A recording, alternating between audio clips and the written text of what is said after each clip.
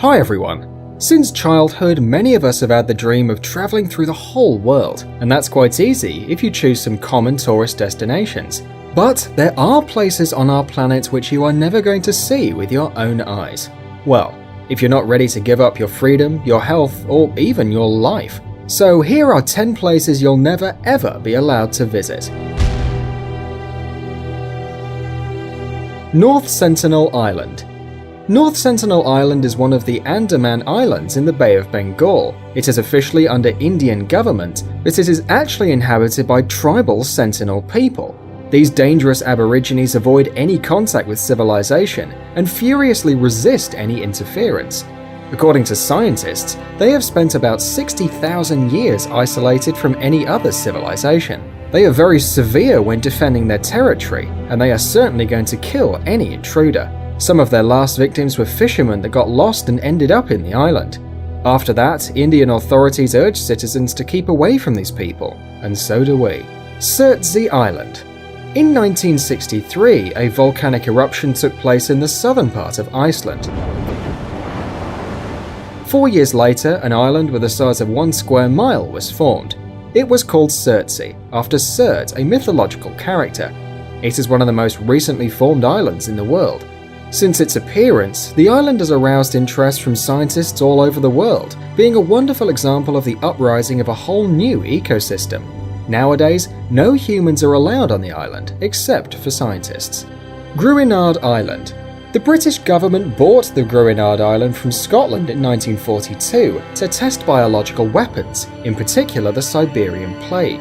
During an experiment, it was discovered that anthrax had polluted the territory, causing death in 95% of cases. Until 1980, the island was one of the most dangerous places in the world. It was only in 1986 when scientists finally started cleaning it, and in 1990 it was claimed safe for visiting. Nevertheless, no one has ever settled there. Experts warn about some Siberian plague spores left in the ground, and that can only mean one thing: humans won't be able to live there for hundreds of years. Poveglia Island in Italy. It is officially closed for tourists, but that wouldn't stop a real mystic enthusiast, right? The fact is that the history of this island is really horrid.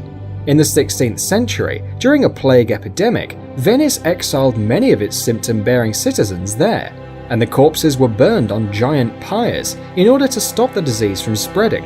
In 1922, a hospital for the mentally ill was settled in the island, and awful legends started to appear, like the one about the doctor who supposedly tortured patients and used them as guinea pigs, or another one about patients and staff seeing departed souls.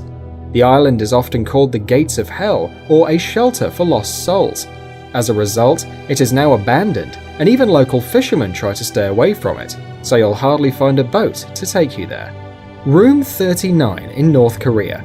It sounds like a name for a horror movie, and not without reason, because the kind of things that happened in that room are really thriller-like. The Room 39 is located in Pyongyang and belongs to a secret government organization, even though the operations performed in there are mostly illegal. There is some evidence that this is the place where a lot of illicit schemes, for instance document forgery, counterfeiting, drug production and many other things take place. Of course you, normal folks, are banned from this place. It is much safer to keep away from it, otherwise you can become an unwanted witness of something illegal, and you know what they do in those cases.